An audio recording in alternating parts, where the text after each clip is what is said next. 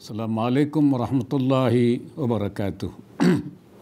Bismillahirrahmanirrahim.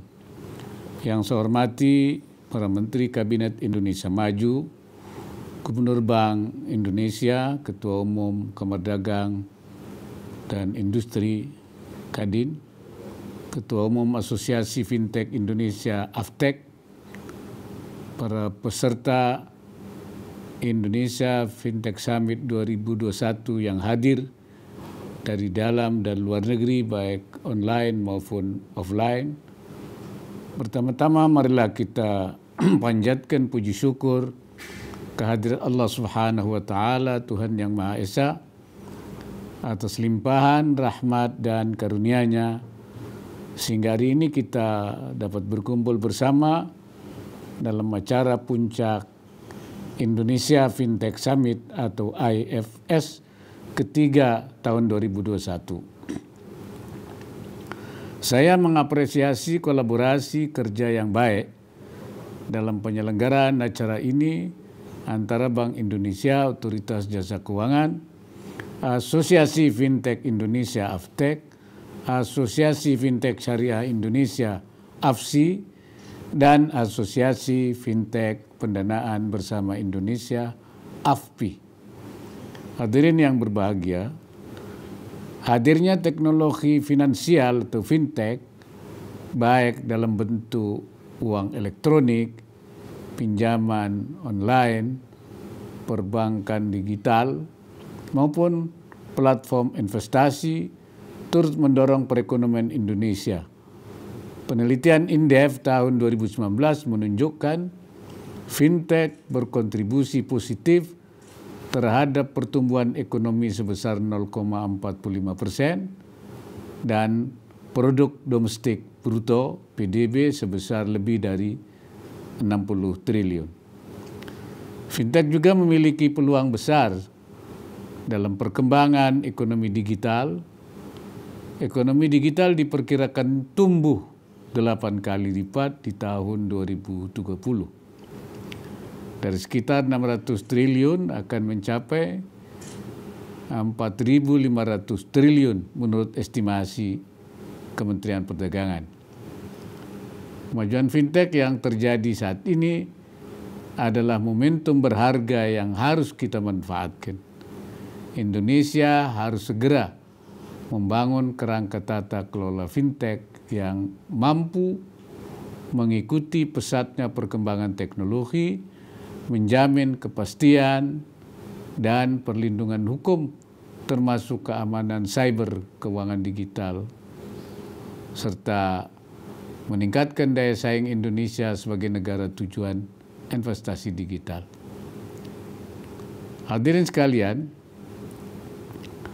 per Oktober 2021 OJK mencatat hanya terdapat 7 unit penyelenggara fintech syariah dengan total aset sekitar 74 miliar.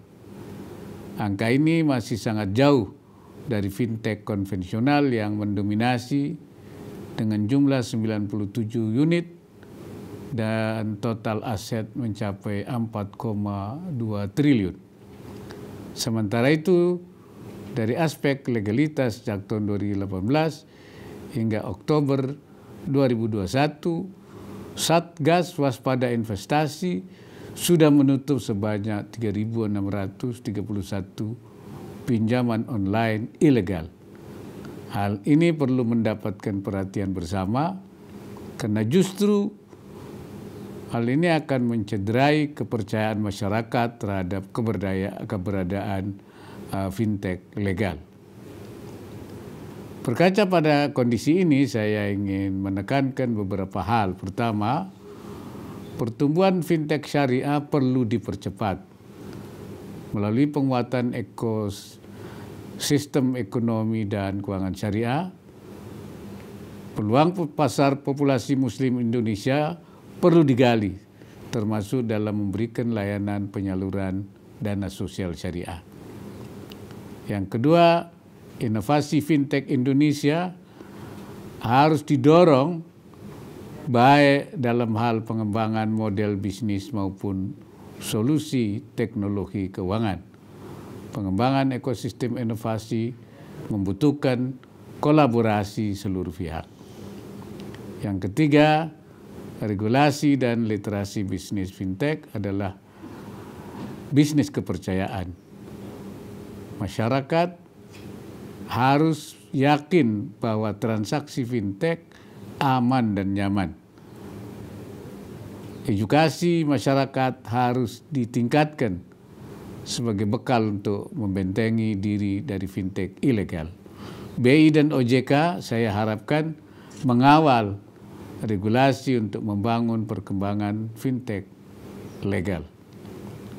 Yang keempatnya adalah fintech harus inklusif, jangan eksklusif.